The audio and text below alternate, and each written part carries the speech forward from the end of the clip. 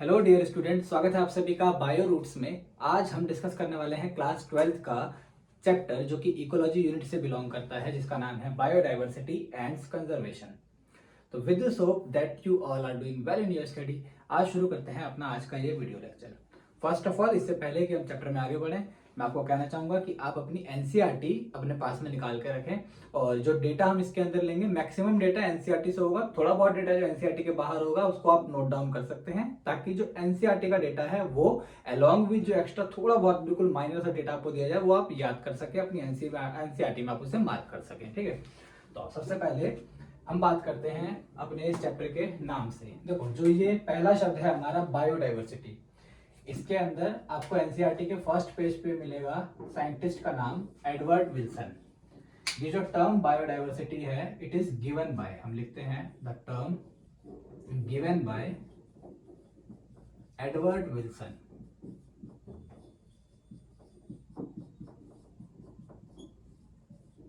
ये first scientist जो इस चैप्टर में आपको गिवन है। ठीक है, इन्होंने सबसे पहले हमें किस टर्म के बारे में बताया है? बायोडाइवर्सिटी के बारे में बताया है ना। बायोडाइवर्सिटी होती क्या है, तो इसको हम यहाँ पे डिफाइन कर सकते हैं कि it is the diversity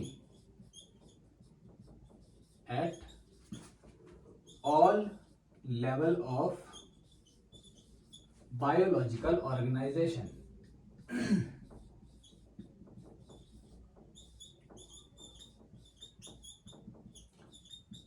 all level of organisation, all level of organisation का मतलब है कि एक जीव को दूसरे जीव से अगर आप डिफरेंट अंतर बताना चाहते हो कि ये दोनों कैसे अलग हैं, तो यहाँ पे हम कई बेसिक बातों से शुरू करके मॉलिक्यूलर लेवल पे भी जा सकते हैं और वास्ट उसके इकोसिस्टम लेवल तक में जाकर के भी उसके बीच में डिफरेंस बता सकते हैं ना। तो उसके मॉलिक्यूलर लेवल पे लाइक किस तरह का उसके अंदर जीनोम है, डीएनए, आरएनए, और क्या कह सकते हैं उसके बायोमॉलिक्यूल्स कैसे हैं, अमीनो एसिड कैसे हैं, कितने तरह के अमीनो एसिड हैं, ये सब जो हम डिफरेंस कर रहे हैं, डाइवर्सिटी देख रहे हैं, ये उसकी माइक्रो बायोडाइवर्सिटी की बात होगी। और वहीं पे उसके हम मेगा बायोडाइवर्सिटी की बात करें तो हम ये बात कर सकते हैं कि वो पर्टिकुलर जो ऑर्गेनिज्म है वो किसी को सिस्टम में रहता है। फॉर एग्जांपल, अगर हम ओशियंस के अंदर देखें तो ओशियंस के हमें वेल मिल सकती हैं, लेकिन वही एक्वेटिक के अलावा अगर हम एक रिवर के अंदर आए तो वो दोनों भले ही एक्वेटिक इकोसिस्टम होंगे, बट वहां पे वेल्स जैसी मछलियां नहीं मिल सकती, वहां पे स्मॉल फिशेस हमको मिलेंगी, है ना। तो इस तरह से जब हम उनके इकोसिस्टम पे डिफरेंस कर रहे हैं, ये हमने मेगा बायोडाइवर्सिटिकल डिफरेंस की बात की है। एनसीईआरटी यहाँ पर आपको कुछ डेटा देती है। सबसे पहले कि जो आप इंट्रोडक्शन देखोगे उसे मिलेगा, तो हमें यहाँ पे पहला पॉइंट दिया गया है कि earth is very rich in biodiversity. Earth is very rich in biodiversity.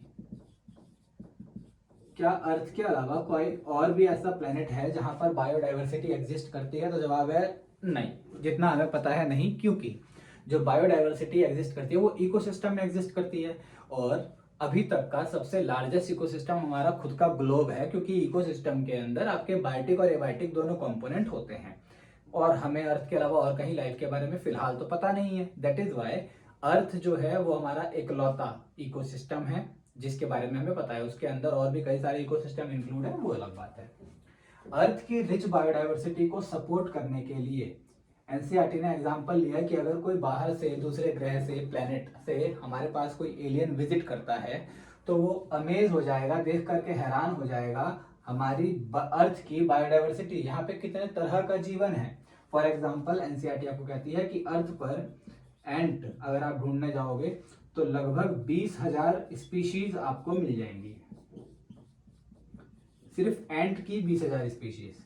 ऐसे ही ऑर्किड, ये जो आपने इकोसिस्टम में पढ़ा है, मैंगो प्लांट के ऊपर उगने वाला एपीफाइट, ये वो वाला है ऑर्किड, ये प्लांट है, इसकी भी हमारे पास कितनी स्पीशीज हैं? 20,000 स्पीशीज होती हैं। ठीक है, अब एनसीईआरटी ये भी कहते हैं कि एक कॉमन मैन को आप बताओगे तो शायद वो यकीन ना करे या वो बहुत हैरान हो जाए ये डेटा देख करके कि केवल चींटियां 20,000 तरह की हैं, ऑर्किड 20,000 तरह के हैं।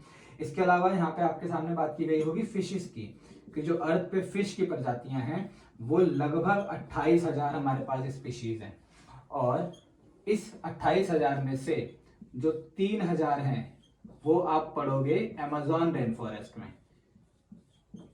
28,000 टोटल पृथ्वी पे हैं, और इस 28 में से 3000 कहाँ पर हैं? अमेजोन रेन फॉरेस्ट में हैं। इसके अलावा एनसीईआरटी आपको डेटा देती है बीटल्स का। बीटल्स बेसिकली इंसेक्ट फैमिली में आएंगे।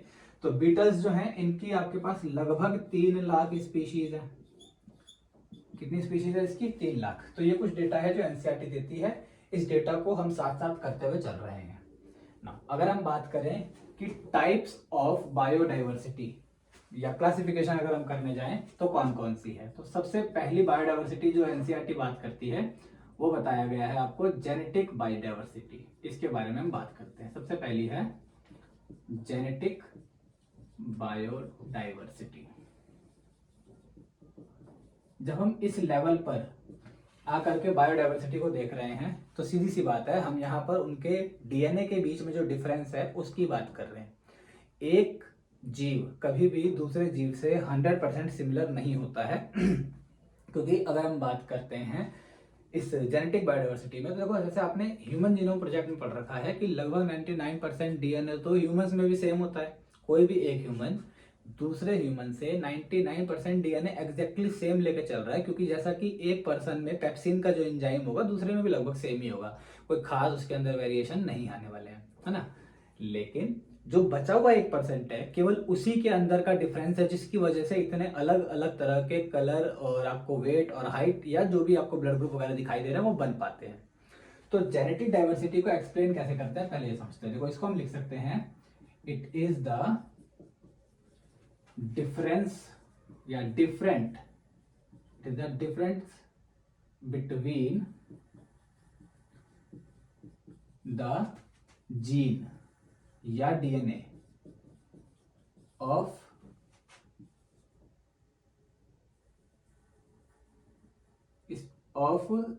Member of single species. कहने का मतलब अगर हम बात करें कि जेनेटिक बायोडाइवर्सिटी, तो ये कहना चाह रहे हैं कि कोई एक स्पीशीज ले लो। फॉर एग्जाम्पल हमने बात करी मैंगो। मैंगो एक प्लांट स्पीशीज है, ठीक है। इस अकेले मैंगो के इंडिया या पूरे में आप देखोगे वर्ल्ड में लगभग 1000 तरह के आपको क्या मिल जाएंगे? टाइप्स मिल जाएंगे। 1000 टाइप स्ट्रेन मिल जाएंगे, ठीक है। 1000 तरह के क्या मिलते हैं? मैंगो। ऐसे ही राइस आप देखोगे इस चैप्टर में आपको गिवन है 50,000, बायोटेक्नोलॉजी में आपको बताया गया है 2 लाख। अगर हम बहुत माइक्रो लेवल पर छोटे मोटे डिफरेंस को भी काउंट करें तो ये डेटा 2 लाख तक जा सकता है, क्योंकि इस चैप्टर में हमने 50,000 का डेटा गिवन है तो इसीलिए हम 50,000 ही लिख रहे हैं कि राइस के हमारे पास कितने टाइप्स मौजूद हैं इंडिया में? 50,000 तरह की राइस मौजूद है। तो राइस एक स्पीशीज है और उसमें 50,000 तरह के हमारे पास अलग अलग वेराइटीज आ गई। इसी प्रकार से अगर आप ह्यूमंस में देखो तो ह्यूमन ब्लड ग्रुप है ना, ह्यूमन ब्लड ग्रुप अगर आप इसको ए बी ओ के अकॉर्डिंग क्लासिफाई करो तो ये कौन कौन सा है? ए बी एंड ओ, है ना। तो ये भी क्या है? जेनेटिक डाइवर्सिटी का एग्जाम्पल है। इसके अलावा मैं यहाँ पे नोट डालकर एक इंपॉर्टेंट एग्जाम्पल की बात करना चाहूंगा। एनसीईआरटी इसके बारे में लिखती है, एक प्लांट है जिसका नाम है रुवोल्फिया वोमिटोरा। रुवोल्फिया वोमिटोरा एक प्लांट है जो मिलता है हमको हिमालयन रेंज में। कहाँ मिलता है? हिमालयन रेंज में। ये एक बायोकेमिकल बनाता है जिसका नाम है रेसरपाइन। रेसरपाइन क्या है? एक बायोकेमिकल जो कौन बनाता है? रुवोल्फिया वोमिटोरा।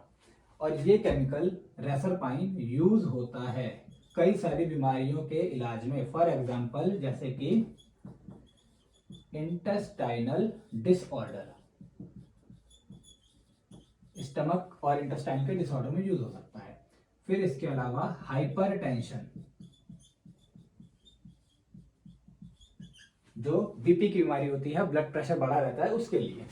या इसके अलावा और कहाँ यूज होगा? तो इसके अलावा ओपेसिटी ऑफ कॉर्निया, आंखों के अंदर बीमारी में भी यूज होता है, ओपेसिटी ऑफ कॉर्निया के लिए भी यूज होता है। ये एनसीईआरटी में गिवन नहीं है, बट हाँ ये बता रखा है कि ये इंपॉर्टेंट प्लांट है, मेडिसिनल प्लांट है हमारा ये। अब रुवोल्फिया वोमिटोरा हिमालयन रेंज में जो बताया है वो अलग अलग तरह का मिलता है तो स्पीशीज एक ही रुवोल्फिया वोमिटोरा वाली, बट इसके अंदर जो टाइप्स आते हैं, स्ट्रेन आते हैं, वो अलग अलग आते हैं। मैं इससे पहले आपको आगे बताऊं, एक डायग्राम देखते हैं, रुको ये आप लिख लेना, मैं इसको मिटा देता हूं। देखो जो इंडिया का नॉर्दर्न पार्ट है, उस नॉर्दर्न पार्ट में जैसा कि हम जानते हैं हिमालयन रेंज होती हैं। ये हमारा जम्मू कश्मीर के रीजन से लेकर के पूरा ईस्टर्न पार्ट तक। तो जो हिमालयन रेंज है वो कुछ इस हिस्से में फैली हुई है, ठीक है, इस हिस्से में हिमालयन रेंज है। जिस हिमालयन रेंज की अगर मैं आपसे चौड़ाई लंबाई की बात करूं, लेंथ की, तो ये लगभग 2400 किलोमीटर है, ठीक है। लेंथ कितनी है बेटा इसकी? 2400 किलोमीटर। वहीं पर इसकी अगर आपसे वेड्थ की बात करूं तो ये मैक्स से मैक्स गई है 400 किलोमीटर, मिनिमम 160 भी है कई जगहों पर, बट 400 किलोमीटर। और अगर आपसे एरिया की बात करूं, टोटल एरिया कितना है, तो टोटल एरिया है तकरीबन 5 लाख स्क्वायर किलोमीटर। कितना है? 5 लाख स्क्वायर किलोमीटर। तो ये एरिया काफी बड़ा है। इस पूरे बड़े से एरिया में अलग अलग जगह पर, फॉर एग्जांपल यहाँ पर मान लिया, यहाँ पर मान लिया, इसमें अलग अलग जगह है ना, अलग अलग पोजीशन हो गई। तो position A, B, C and D, अगर हम मानते हैं कि यहाँ पर अलग अलग तरह के रेसर पाइन के पौधे मिल रहे हैं, यानी रुवोल्फिया वोमिटोरा मिल रहे हैं, तो अंतर क्या होगा? जैसे कि हमने लेट से ये वाला जो हमारा ए वाली स्पीशीज है, इसका जो रेसर पाइन है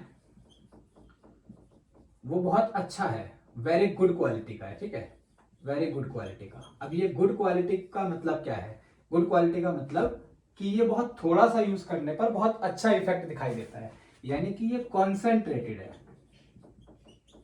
ठीक है। ये कैसा है? कॉन्सेंट्रेटेड, बहुत ज्यादा यूज नहीं करना पड़ता। ऐसे ही इसका मान लेते हैं, ये पुअर क्वालिटी का है, पुअर रेसर पाइन, तो ये डाइल्यूटेड मिलेगा, ये उतना अच्छा काम नहीं करेगा। इसके अलावा क्योंकि ये कॉन्सेंट्रेटेड है तो काम अच्छा कर रहा है, इसीलिए इसको हम कहते हैं पोटेंशियल अच्छा है इसका, गुड पोटेंशियल, ठीक है ना। तो एनसीईआरटी लिखती है कि रुवोल्फिया वोमिटोरा एक प्लांट है, बट ये हिमालयन रेंज में अलग अलग जगह पे मिलता है, और जिसके अंदर हमारे को अलग अलग तरह के जो इसकी कॉन्सेंट्रेशन है एंड पोटेंसी है वो देखने को मिलती है। यानी हम ये लिख सकते हैं कि concentration and potency of racer pine vary in place to place region, in place to place basis, place to place basis। किस जगह से आपने हिमालय में रेसर पाइन कलेक्ट किया है, इसके बेस पे उस रेसर पाइन की क्वालिटी, उसके काम करने की क्षमता बदल जाती है ना। तो अब इसके अंदर जेनेटिक बायोडाइवर्सिटी में हमें यह समझ आ रहा है कि जेनेटिक बायोडाइवर्सिटी किस बात पे डिपेंड करती है, तो वो ये इस बात पे डिपेंड करती है कि आप किस एरिया में हो। इस एरिया के जितने भी रुवोल्फिया वोमिटोरा होंगे, अगर यहाँ पे गुड है इसके अंदर, तो बाकियों में भी क्वालिटी कैसी आएगी? गुड वाली आएगी। और अगर इस एरिया के रेसर पाइन पुअर हैं, तो इस एरिया के सभी रेसर पाइन की जो क्वालिटी है वो कैसी होगी? पुअर होगी। तो हम ये भी लिख सकते हैं, या हम ये भी कह सकते हैं कि जो जेनेटिक बायोडाइवर्सिटी है, अगर हमें इसको देखना है तो हमें एरिया बदल बदल कर देखना होगा। एक बड़े से रीजन में एरिया बदल बदल कर देखोगे तो आपको क्या दिखाई देगी? Genetic diversity. That is why यहाँ पे हम नोट डाल के पॉइंट लिखते हैं कि genetic biodiversity is visible in distributional range, यानी कि वो किस जगह पर डिस्ट्रीब्यूटेड है, इसमें या इसमें, अलग अलग जगहों पे, जिस जगह पर वो पाया जाएगा उस जगह पर उसकी जो बायोडाइवर्सिटी है वो वेरी कर जाएगी, ठीक है। एक बार मैं इसको रफ करता हूं, फिर हम आगे बढ़ते हैं अपने स्पीशीज बायोडाइवर्सिटी पे। देखो सबसे पहला कौन सा हमारा, genetic biodiversity. Now second one is species biodiversity. First हमने पढ़ लिया, अब आते हैं सेकंड पे, स्पीशीज बायोडाइवर्सिटी। देखो यहां पे बोला गया है difference between the species in a area. एक पर्टिकुलर एरिया में कितने तरह की स्पीशीज मिलती हैं, एक जियोग्राफिकल एरिया, एक इकोसिस्टम भी कह सकते हो, इस चीज को क्या कहा जाता है, स्पीशीज बायोडाइवर्सिटी। इसके लिए आपको एनसीईआरटी एग्जांपल देती है इंडिया के पेनिनसुलर रीजन का। ये कौन सा रीजन है, पेनिनसुलर रीजन। पेनिनसुलर को हिंदी में क्या कहते हैं, प्रायद्वीप। प्रायद्वीप का मतलब जो तीन तरफ से पानी से घिरा हो। जैसा कि आपको पता है इंडिया के इस साइड में क्या है, बे ऑफ बंगाल है ना, बंगाल की खाड़ी है, बे ऑफ बंगाल है। यहाँ पर हमारे पास जो समुद्र है वो कहलाता है अरेबियन सी, यानी कि अरब महासागर। और जो हमारे साउदर्न मोस्ट में पार्ट में सी मिलता है, इसका नाम क्या है, इंडियन ओशियन, हिंद महासागर। इंडिया के तीन अलग अलग हिस्सों में यहाँ पर पानी है, इसीलिए नीचे इंडिया का ये वाला जो पार्ट है ये पेनिनसुलर रीजन कहलाता है। और इसमें अगर हम डायरेक्शन को भी मार्क करें तो ये वाली चीज जो हमारा इधर का एरिया है ये क्या कहलाएगा, वेस्ट। ये वाला एरिया क्या कहलाएगा, ईस्ट। ऐसे ही अपर पे है नॉर्थ और यहाँ क्या हो जाएगा, साउथ। अब अगर आप इसको इस तरीके से डाइसेक्ट कर लो तो आपको अलग अलग रीजन मिल जाएंगे। फॉर एग्जांपल इस रीजन को क्या कहेंगे, साउथ वेस्ट, है ना। ये रीजन क्या कहलाएगा, साउथ वेस्ट। और ये रीजन क्या कहलाएगा, साउथ ईस्ट, है ना। तो एनसीईआरटी क्या कहती है, हमारे पास में यहाँ पर एक जगह है जिसे हम कहते हैं वेस्टर्न घाट। यहाँ पर ये हमारे पास में पहाड़ों की पूरी श्रृंखलाएं हैं जिसे हम कहते हैं वेस्टर्न घाट, जो कि इस कोस्टल लाइन से लगभग आप ये कह सकते हो 65 किलोमीटर वेस्ट में फैली हुई है। वहीं पर हमारे पास में इस साइड भी क्या मौजूद है, रेंज ऑफ माउंटेन्स हैं जिसे कहा जाता है ईस्टर्न घाट। और इसका नाम क्या है, ईस्टर्न घाट। लेट्स से इसका नाम पहले लिख लेते हैं, इसका नाम है वेस्टर्न घाट। और इस वाले रीजन का नाम है ईस्टर्न घाट। और ईस्टर्न घाट की जो रेंज है वेस्ट में ये लगभग 100 किलोमीटर है, ठीक है।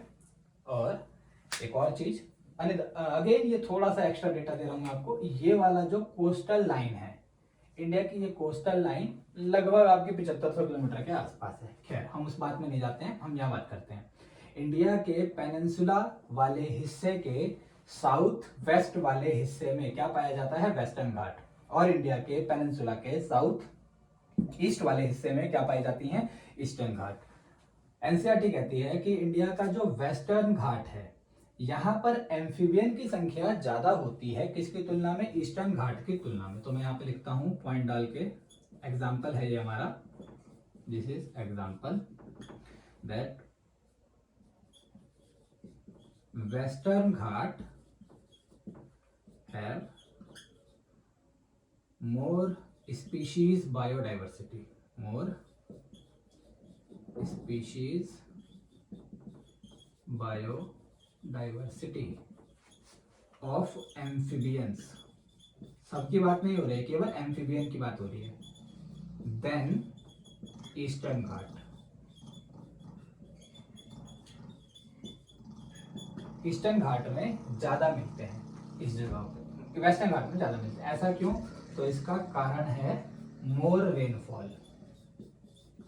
इस पूरे हिस्से में वेस्टर्न रीजन में बारिश अच्छी खासी होती है। ज्यादा बारिश से यहाँ पर आपका मोर फ्रेश वाटर अवेलेबल है, मोर फ्रेश वाटर अवेलेबल है। जब ज्यादा फ्रेश वाटर है तो ये फ्रेश वाटर हैबिटेट का काम करता है, किसका काम करता है? हैबिटेट का काम करता है। किसके लिए? Habitat for amphibians. एम्फीबियंस का हैबिटेट होता है फ्रेश वाटर। पानी में ही अगर एम्फीबियन को रहना है तो देखो अरेबियन सीज, इंडियन ओशियन और बे ऑफ बंगाल ऑलरेडी काफी बड़ा वाटर बॉडी है। यहाँ क्यों नहीं ज्यादा है? क्योंकि ये वाटर कैसा है? सॉल्टी वाटर है, मैराइन वाटर है ना। लेकिन अगर हम बात करें इसके अंदर बहने वाले ड्रेनेज सिस्टम की यानी नदियों की, तो यहाँ पर आप देखोगे कि रेनफॉल की वजह से यहाँ पर आपका रिवर वाटर काफी अच्छा खासा अवेलेबल होता है वेस्टर्न घाट में, किसकी तुलना में? ईस्टर्न घाट की तुलना में। इसीलिए यहाँ पर एम्फीबियन को घर मिल पाता है और वो ज्यादा अच्छे से यहाँ पे ग्रो कर पाते हैं। तो ये किसका एग्जाम्पल है? हमारा स्पीशीज बायोडाइवर्सिटी का। नाउ थर्ड एक बार हम बात करते हैं इकोलॉजिकल बायोडाइवर्सिटी, जो कि बेस्ड होती है किसके ऊपर? इकोसिस्टम के ऊपर। किसी एक जगह पर ग्लोब में जब हम देखेंगे तो उस जगह पर कितने तरह के इकोसिस्टम हैं, ये चीज होती है उस जगह की इकोलॉजिकल बायोडाइवर्सिटी। थर्ड है इकोलॉजिकल बायोडाइवर्सिटी। आओ इसकी बात करते हैं। तो जैसा मैंने कहा, it is the presence of different kind of ecosystem in a specific geographical area।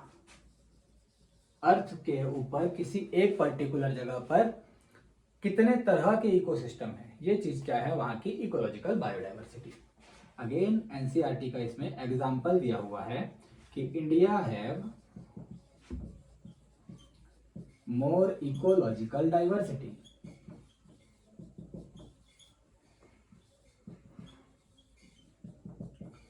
Then, किसकी तुलना में? किसको कंप्लेन किया? यहाँ पे कंपेयर किया गया है इंडिया को, किसके साथ किया गया है? Than Scandinavian countries. Scandinavian country 3 हैं, जिनका नाम क्या क्या है? एक है डेनमार्क, एक है नॉर्वे और एक है स्वीडन।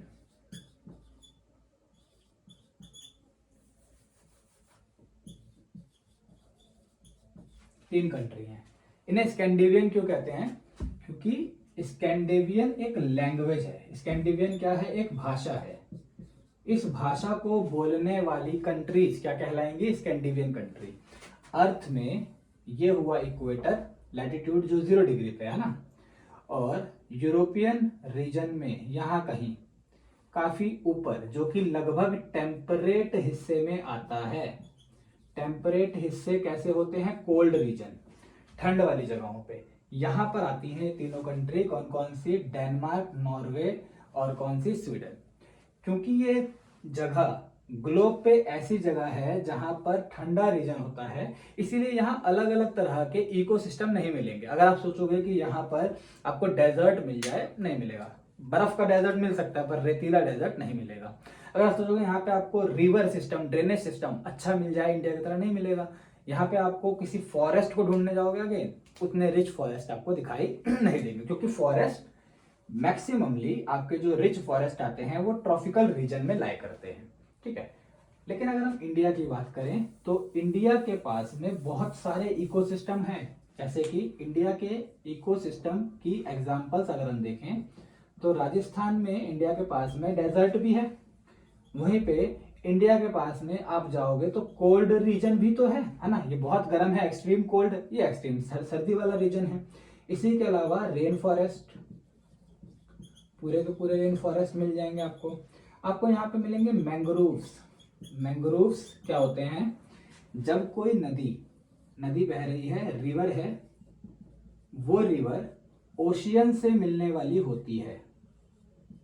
ओशियन से, क्योंकि इवेंचुअली हर नदी ओशियन में जाती है, तो वो इस तरीके से ब्रांच में टूट जाती है, मल्टीपल ब्रांच में।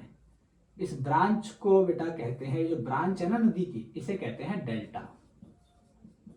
ये होती है डेल्टा। इस डेल्टा पे जब पेड़ उग जाते हैं, फॉरेस्ट उग जाते हैं, जंगल उग जाते हैं, क्योंकि देखो डेल्टा बहुत ज्यादा गहरा पानी नहीं होता यहाँ पर, क्योंकि नदी का सारा फ्लो जो है वो डाइवर्ट हो चुका है, टूट चुका है, तो बहुत ज्यादा पानी नहीं होगा, घुटने भर, कमर भर, गले भर पानी होगा। इतने पानी भर में जो फॉरेस्ट उगे होते हैं उन्हें हम कहते हैं मैंग्रोव्स। इवन अगेन डेल्टा जो है ये भी अपने आप में एक इकोसिस्टम का काम करता है ना। अभी और भी है, मैंने तो बहुत कम लिखे हैं। तो इंडिया के पास में अपने कॉन्टिनेंटल एरिया में ही पूरा बहुत ज्यादा आपको कह लो डाइवर्सिटी मिलती है इकोसिस्टम की, क्योंकि हम बाय लक आप कह सकते हो अर्थ के किसी एक ऐसे पोजीशन पर हैं जहां पर हमारे को वो सारी नेचुरल जो इन्वायरमेंटल कंडीशंस हैं वो मिल जाती हैं, वहीं पर स्कैंडिनेवियन कंट्री को नहीं मिलती। दैट इज वाई इंडिया की इकोलॉजिकल बायोडाइवर्सिटी ज्यादा होगी सिंपली किसकी तुलना में, स्कैंडिनेवियन कंट्री की तुलना में। तो ये तीन जो हैं ये हमारा बायोडाइवर्सिटी के टाइप हैं। इस वीडियो में इतना ही पढ़ते हैं, नेक्स्ट वीडियो में इसके आगे हम शुरू करते हैं। तो अगर आपसे कोई डाउट होता है तो आप कमेंट बॉक्स में पूछ सकते हैं। बाकी इस चैप्टर को अच्छे से रिवाइज करो और अपने एनसीईआरटी में आप इसको मार्किंग करते हुए चल सकते हो। ठीक है, तो मैं मिलता हूँ आपसे नेक्स्ट वीडियो में। Stay tune. जय हिंद।